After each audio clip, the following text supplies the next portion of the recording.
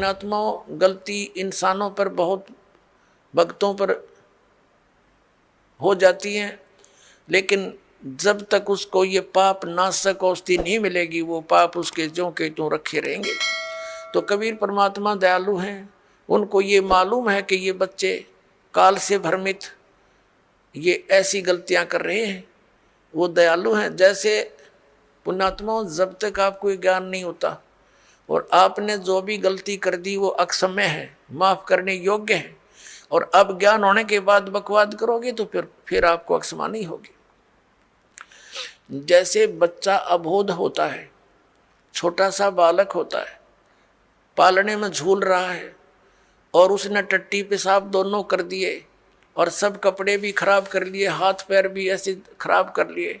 माता आती है, वो देखती है कि इसने सारा कुछ बिगाड़ दिया काम, लेकिन वो उसे अक्षुब्ध नहीं होती, नाराज नहीं होती। उसको मालूम है कि इसको पता नहीं, उसको नवावेगी, धोएगी कपड़े, स्वच्छ कपड़े पहनावेगी, प्यार करेगी, फिर दूध पिलावेगी और फिर सुलावेगी। और जब वो बच्चा बड़ा हो जाए और वो कितने कपड़ा में बैठ कर टट्टी कर दे, उसका दूध रहेगी दड़ाक और बाहर पटकेगी, हन्नू कहेगी ला दो गई ना अपने आप। तो ऐसे पुण्यात्माओं, जब तक हम अबोध हैं, हमें ये ज्ञान प्राप्त नहीं हुआ, तब तक तो हम ऐसे थे, गलती करके हम अपने पापों से सने पड़े हैं। तो ये परमात्मा कबीर जी दयालु हैं, ये अपने बच्चों को धोएंगे। इन पाप नाशक दवाई है मालिक के पास, इनके पास एक मंत्र है जो दास आपको देगा, आपके सभी पापों का नाश कर देंगे, आपके प्रारब्ध के पापों का भी नाश करेंगे, आपके संचित पापों का भी नाश इस मंत्र से होगा। जैसे फसल में पहले खरपतवार हो जाता था तो उसका कोई विकल्प नहीं था, कुछ एक तो कसोले कस्सी से उसको थोड़ा बहुत खुरच देते थे, वो फिर भी हो जाता था। जब फसल बड़ी हो जाती थी तो उसका कोई विकल्प नहीं था, वो साथ ही पला करता था फसल के। अब एक ऐसी मेडिसिन खोज होगी है कि उसको फसल में डाल दिया जाता है तो खरपतवार का नाश कर देती है, फसल को हानि नहीं करती। इसी प्रकार ये मटेरियल यानी ये केमिकल और ये साल्ट पहले विद्यमान थे लेकिन खोज नहीं थी। इसी प्रकार ये मंत्र परमात्मा ने पहले ही हमारे सदग्रंथों में विद्यमान कर रखे थे, ये हाथ नहीं लगे थे। अब इसकी खोज होगी, इस दास के पास उपलब्ध है, और इसे सब पाप नाश हो जाएंगे और आपके पुण्य शेष रह जाएंगे।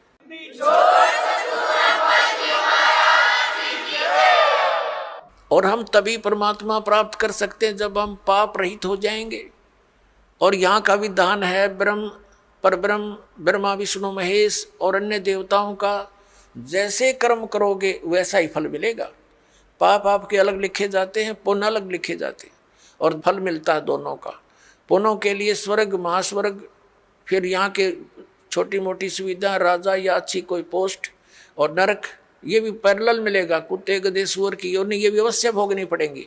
लेकिन कबीर परमेश्वर की शरण में आने के बाद आपको अब ये पापों का दंड नहीं भोगना पड़ेगा, आपके प्रारब्ध के कर्मों का भी नाश होगा जो आपको हानिकारक होंगे। इसलिए तो भक्ति करते हैं हम, इसलिए परमात्मा की खोज करते हैं कि हमारे ऊपर कोई आपदा आवे तो परमात्मा हमारी रक्षा करे।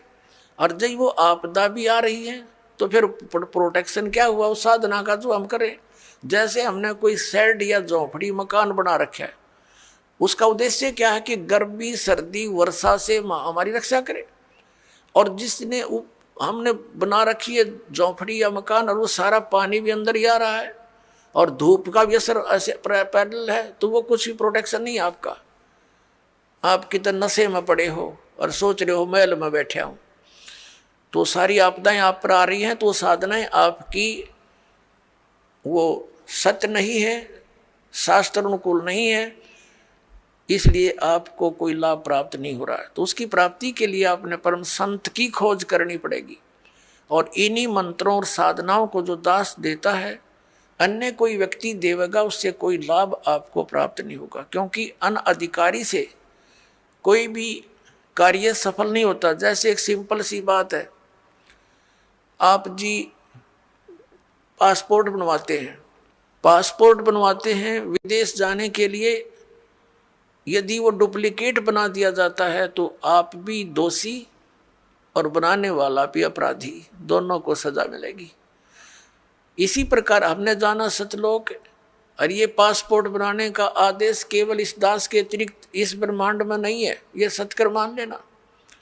और इसके अतिरिक्त जो भी कोई नाम दान साधना दे रहा है वो शास्त्र विदिता का मनमाना आचरण है उनका, और वो डुप्लीकेट नाम दे रहे हैं, उनसे कोई लाभ आपको नहीं होना। और इन मंत्रों को भी यदि इस दास से कोई प्राप्त कर चुका है और वो दुष्ट आत्मा स्वयंभू संत बनकर उनको आगे दान कर भी रहा तो डुप्लीकेट पासपोर्ट बना रहा वो, उससे भी आपने बचना है। इसी कहते काल हमारा भट्ठा बंटवाता है, ये पैरेलल खड़ा कर देता काल के दूतों को। भगवान आए थे, एक कबीर पंथ चला था, उसके बाद काल ने 12 कबीर पंथ चला दिए, सबको भ्रमित कर डाला। परमात्मा कबीर जी वाली एक भी साधना उन पंथों में नहीं, नाम कबीर पंथ है। तो इससे आपने अब सतर्क रहना है। पीछे जो गलतियां हो चुकी हैं उनसे बचकर ही हम आगे सफल हो सकेंगे। वो उदाहरण भी आपको दिए जाते हैं। अपने आत्मा हमारे सदग्रंथ हमारे साथ हैं, हमारे पास हैं। जैसे प्रसंग चल रहा था कि जो मंत्र आपको दिए जाते हैं ये यथार्थ जाप साधना है, सदग्रंथों में वर्णित है। और जो आपको दास साधना विधि और ज्ञान बताता है वो सूक्ष्म वेद से बताता है। तत्व ज्ञान रूपी 5वां वेद जो है, जो सच्चिदानंद घन ब्रह्म की वाणी में वर्णित है, उसके आधार से आपको ज्ञान देता है।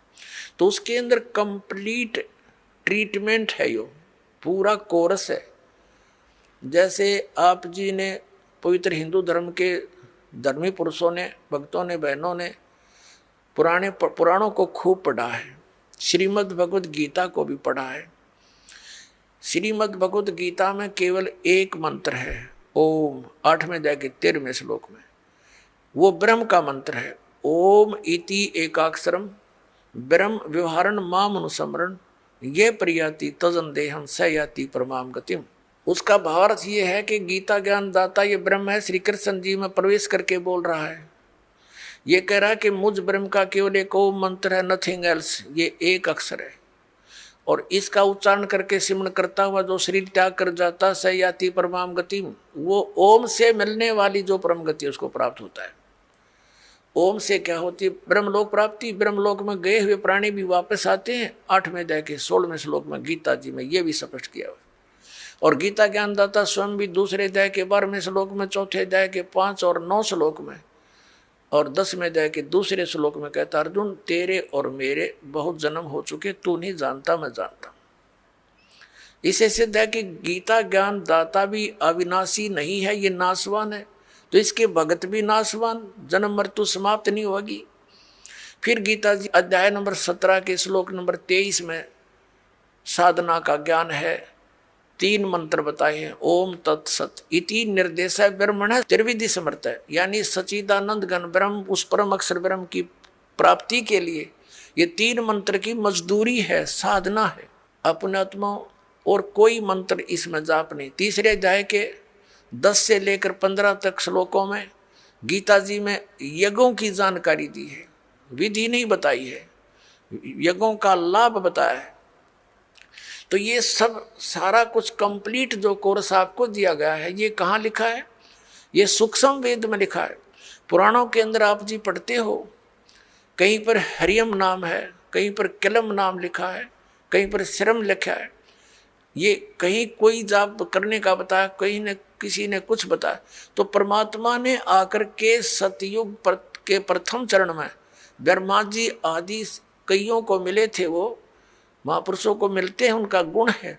तो उनको ये कंप्लीट प्रथम मंत्र देने की, बताने की चेष्टा की थी। तो उन्होंने उनको स्वीकार ना करके उस में से अपने अपने स्वार्थवश मंत्र निकाल लिए और उनकी साधना शुरू कर दी। और ये ऐसे जो मंत्र हैं, स्ट्रॉन्ग मंत्र हैं, इनके जाप से शीघ्र ही लाभ प्राप्त हो जाता है। जैसे एक बार ये दास एक शहर में पाठ कर रहे थे, पर गांव गांव में, घर घर नगर नगर में जाते थे हम श्रद्धालुओं के, 3 दिन पाठ करते थे, सत्संग सुनाते थे, सब परिवार को बिठाकर समझाया करते थे। तो उनका एक पड़ोसी था, उसको बुला लिया, कहा जो आप भी सत्संग सुन लो, ज्ञान सुनो। सत्संग सुनने के बाद वो पास में आकर बैठ गया, 5-7 भगत थे। वो कहने लगा जी मुझे तो वो मंत्र दे दे जिसमें नरी माया माया इकट्ठी हो, और नहीं चाहिए हमने कोई भी, मोक्ष मास की मुझे जरूरत नहीं। तो ये इस टाइप के व्यक्ति हैं, वो उन्होंने ऐसा ही कर लिया पहले, जैसे एक मंत्र सिलेक्ट कर लिया, किलम, इसकी साधना करी, इसे सिद्धियां आ गई, उस सिद्धि एक हल्दी की गांठ प्राप्त करके पंसारी बन गए, कर लिया ना सपना भी। फिर किसी ने दूसरा मंत्र शुरू कर दिया, श्रम श्रम करेंगे, तो उससे ये दुर्गा का मंत्र है, इससे शक्ति माया की सिद्धि हो जाती है, छोटा मोटा कार्य सिद्ध हो गया, फिर चौड़ चपट। तो ऐसे यू काम बिगाड़ रखा था। अब ये कंप्लीट कोर्स आपको दिया गया है, इसको ऐसे ही करना पड़ेगा, क्योंकि यदि हम एक सूंठ खाएंगे, सौंठ, तो वो सौंठ का ही गुण देगी, और उसको अन्य औषधियों के साथ मिलाकर प्रयोग किया जाएगा तो उसका गुण बदल जाता है। ठीक इसी प्रकार हम इस विधि को प्रयोग करेंगे, इस प्रकार से हम साधना करेंगे तो उसका फल होगा। जैसे आज प्रसंग चला था कि प्रथम मंत्र भी आपको दिए जाते हैं, और सतनाम के अंदर भी उन्हीं मंत्रों का कुछ समावेश है। तो कुछ बोली आत्मा ये भ्रमित हो जाते हैं कि बताओ वो नाम भी उधर भी वही है, उलट पुलट करके यहाँ दे रखे। इनमें बहुत अंतर होता है। जैसे एक आयुर्वेद में लिखा है कि शहद और घी को यदि समान मात्रा में मिला दिया जाए तो विष बन जाता है, और उसको विषम मात्रा में बनाया जाए तो वो अमृत बन जाता है। जैसे 2 चम्मच शहद और 1 चम्मच घी डाल दिया तो अमृत बन गया, और दोनों 1-1 चम्मच मिला के खा लिया तो विष का काम करता है। तो इसी प्रकार वेद को पता होता है कौन सी औषधि किस प्रकार मिलाने से ये गुण युक्त होती है। तो ये दास इस अध्यात्म मार्ग का वेद है। आप एक सिंपल समझो, आप जन्म मरण रोग के रोगी हो, ये दास वो वेद है जिसको कंप्लीट कोर्स याद है इस जन्म मरण मृत्यु के रोग के नाश करने का। और आज तक या तो भगवान को ज्ञान था, या परमात्मा जिन महापुरुषों को मिले वो कौन कौन है, आदरणीय धर्मदास साहिब जी, आदरणीय नानक साहिब जी, आदरणीय मुल्कदास साहिब जी, आदरणीय दादू साहिब जी, आदरणीय गरीबदास साहिब जी, गांव छुड़ानी, जिला जज्जर, हरियाणा वाले, आदरणीय गीसा दास साहिब जी, गांव खेखड़ा, जिला मेरठ, उत्तर प्रदेश वाले। इन महापुरुषों की तो दास को जानकारी है कि इनको मालिक आकर मिले हैं, इनसे संपर्क साधा है, और इनको वही ज्ञान दिया जो दास को दे रखा है। लेकिन इनको थोड़ा सा एक प्रार्थना की थी भगवान ने कि तुम इन मंत्रों का जाप कीजिए, लेकिन आगे जो सतनाम और सारनाम है ये भी सार्वजनिक नहीं करना। लेकिन वो महात्मा प्रथम मंत्र का जाप देते थे, लेकिन बीच बीच के 5 नाम ही देते थे, जो आपको 7 मंत्र अब बनाकर दिए जाते हैं। इसलिए गुरु ग्रंथ साहिब में 5 मंत्रों का और 5 धुनात्मक शब्दों का जो जिक्र है वो इन्हीं कमलों के अंदर, सभी भगवानों के इनमें कमलों में ये धुन हो रही है। जैसे आप देखोगे राष्ट्रपति भवन में भी एक धुन चलती रहती है, और गवर्नर भवन में भी एक धुन चलती रहती है, कंटिन्यू चलती रहती है। अब तो ऑटोमेटिकली इंस्ट्रूमेंट बन के, पहले विशेष ड्यूटी लगाई जाती थी नौकरों की, वो उनके वहाँ एक विशेष प्रकार की राष्ट्रीय धुन का हमेशा चालू रखते थे। तो इस प्रकार इन सभी भगवानों के इन कमलों स्थानों पर जहाँ जहाँ ये इनके लोक है वहाँ ये धुनें हो रही है, उनका फिर हम सुन रहा है इस टेलीविज़न में, हमारे शरीर में। जैसे कोई भी कार्यक्रम कहीं हो रहा है तो टेलीविज़न पर हम यहाँ देख रहे हैं, लेकिन वो टेलीविज़न में नहीं है, वहाँ तो हम देख रहे सुन रहे हैं, वो वास्तव में कहीं और होता है। तो ऐसे ये मंत्र हैं। तो पुण्यात्मा जो दास आपको मंत्र देता है, जो ज्ञान देता है, ये बिल्कुल फाइनल समझ लेना। और उपदेश प्राप्त होने के बाद केवल आप दास जो आदेश आपको दे उसका पालन करना है, उसमें अग्रम मग्रम नहीं करनी, नहीं तो फिर आप भक्तिहीन हो जाओगे।